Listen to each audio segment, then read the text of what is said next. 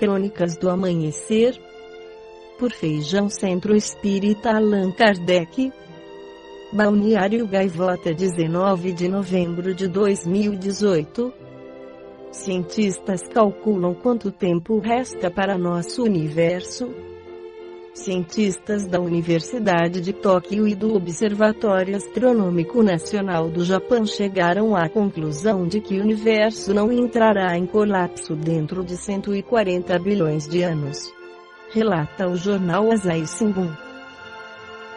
O prazo foi calculado como parte de uma análise abrangente dos efeitos da chamada energia escura, amplamente considerada, juntamente com a matéria escura, catalisadora para a expansão e destruição subsequente do universo.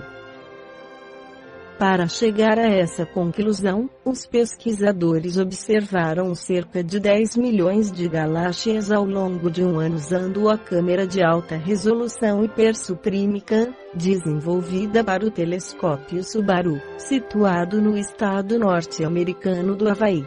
A análise dos dados determinou que o tempo restante para a autodestruição do universo é 10 vezes a idade atual.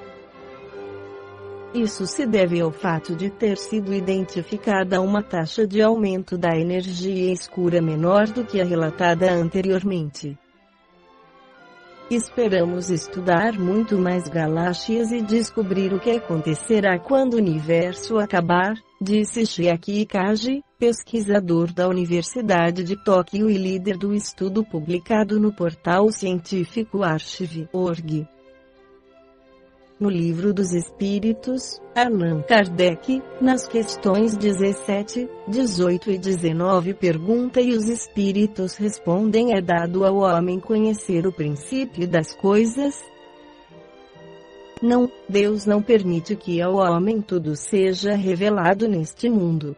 Penetrará ao homem um dia o mistério das coisas que lhe estão ocultas?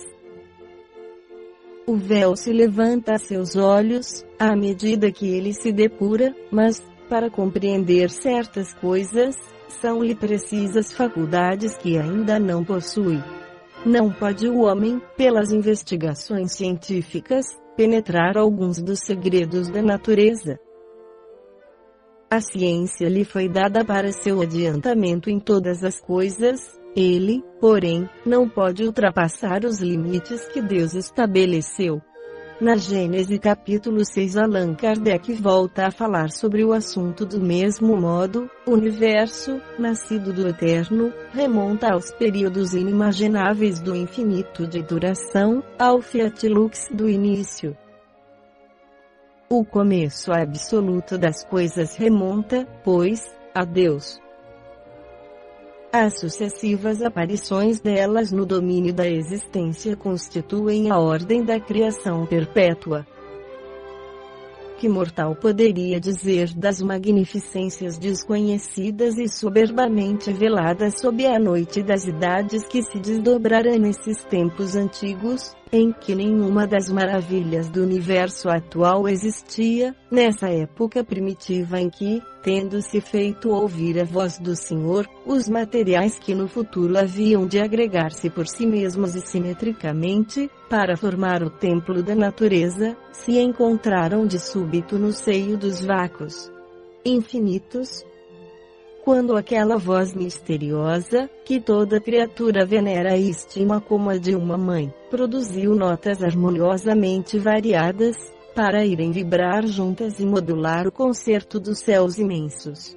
No livro Estudos Espíritas pela psicografia de Divaldo Pereira Franco, o espírito Joana de Ângeles discorre sobre o assunto. É de todos os tempos o empenho audacioso do homem, no sentido de interpretar o universo, entender o mecanismo das galáxias, e, consequentemente, da vida, no campo da forma. Conceitos ingênuos, inspirados por emoções desvairadas e fantasias exorbitantes, constituíram por largos períodos de tempo como representações seguras da engenharia cósmica. Dados matemáticos e estudos profundos, milenarmente reunidos, vem a pouco e pouco, porém, estabelecendo o plano inicial da mecânica celeste, em programado sonho de elucidar os perfeitos sistemas de mundos que gravitam nos espaços siderais. De Thales, de Mileto, pesquisando a eletricidade do âmbar, a Faraday e Oersted, no campo eletromagnético, de Galileu, com as suas lunetas humildes, aos doutores Frank Drake, K.